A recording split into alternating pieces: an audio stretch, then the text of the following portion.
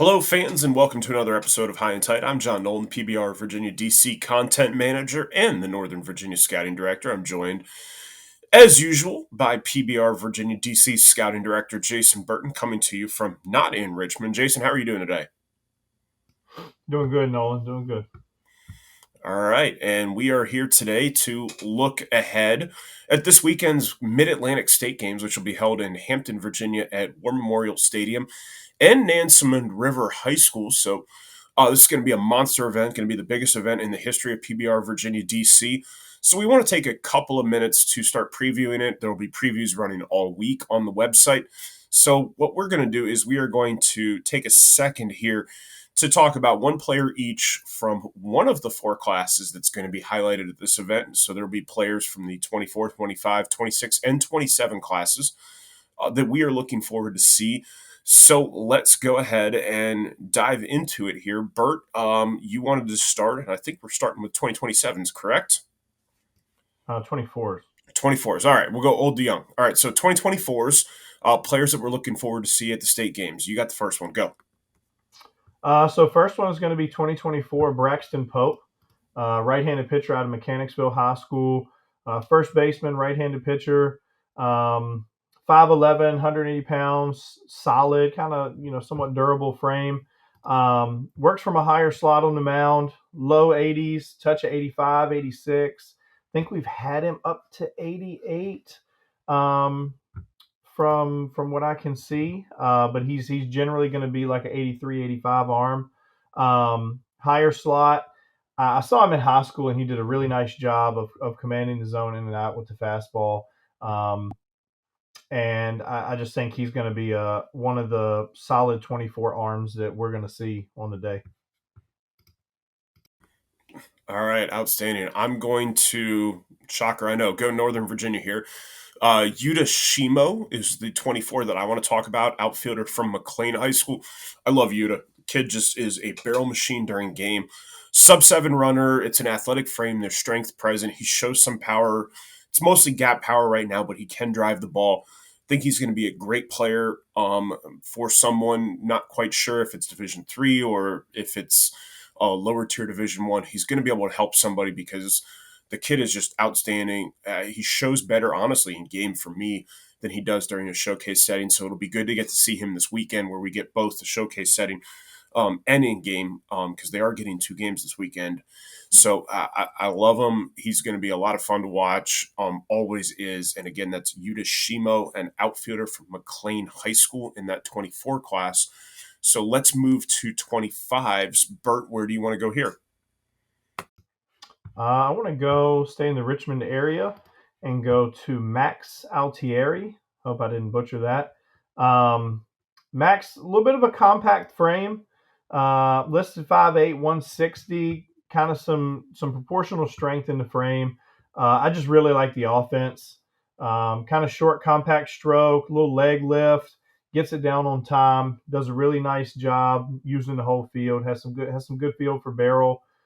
Third baseman, active, gets out the box well, just kind of an energy guy, just like the way he plays and the offense that he brings to the game. All right. And my 25, I'm going to go to a guy that I've talked about before, but it's been a minute, and that is Walton Bondurant from Smithfield High School, middle infielder. I'm going to steal him from my dad's team here. We haven't seen Bondurant in a showcase setting since actually this event last year. So it'll be good to get to see him get an update. He was a big part of Smithfield's state runner-up team during the high school season. He shows arm strength across the infield. He's a middle infielder by trade. I think it might be third base, second base when it's all said and done in college. He's got an athletic frame. There's some strength present. He has barrel feel, drives the ball to all fields. So it'll be, again, good to get an update on him right now. He's got some versatility. Will go out in the outfield as well. So there is some possibility that he could move around at the next level when he's done with high school. But in high school, he's a shortstop.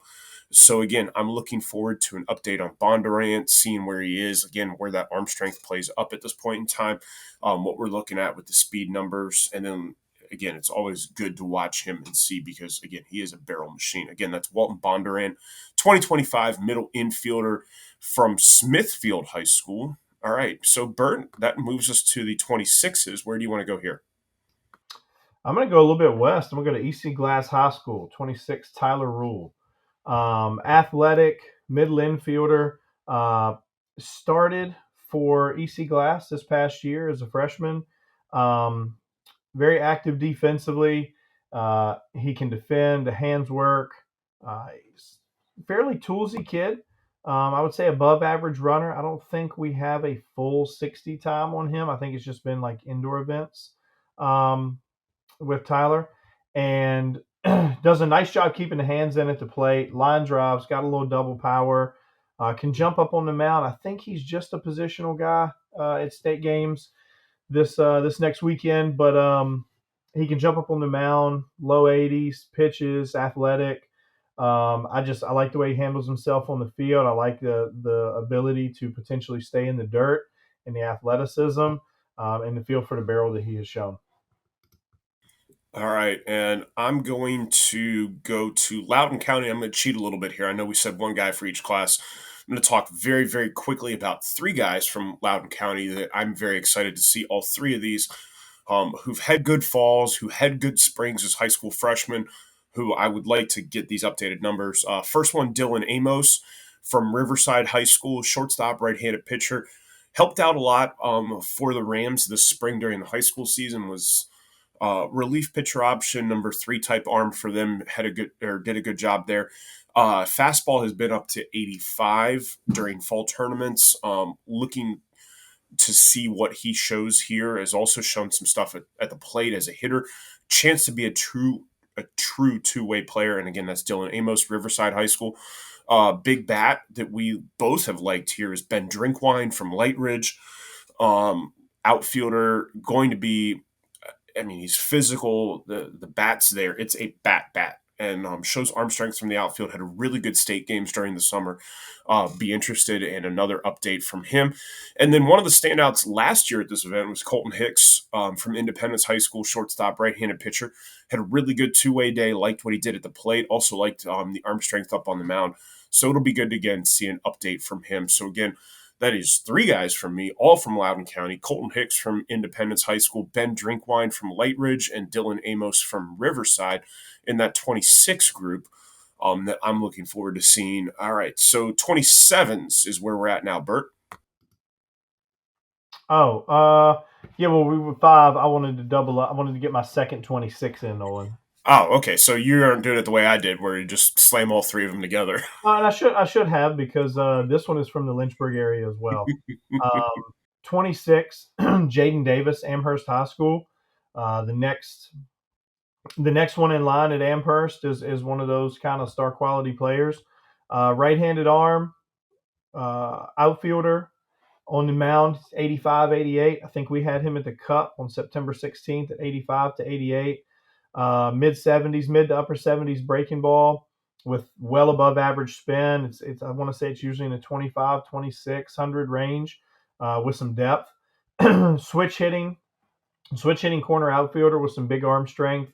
Um, I think there's probably a little bit more feel for barrel from the right side. There's a little more juice from the left side. Athletic, physical. And he's not this. And I say physical, like he's not this big, huge, just 6'3" kid, but he's just filled out really well. It's a 5'11" ish frame. He's just filled out really well. He has some proportional strength to it. Um, I really like him on the mound, and like I said, there's some big arm strength from the outfield. Right now, if I had to say, he's an arm first, but he has shown some promise at the plate.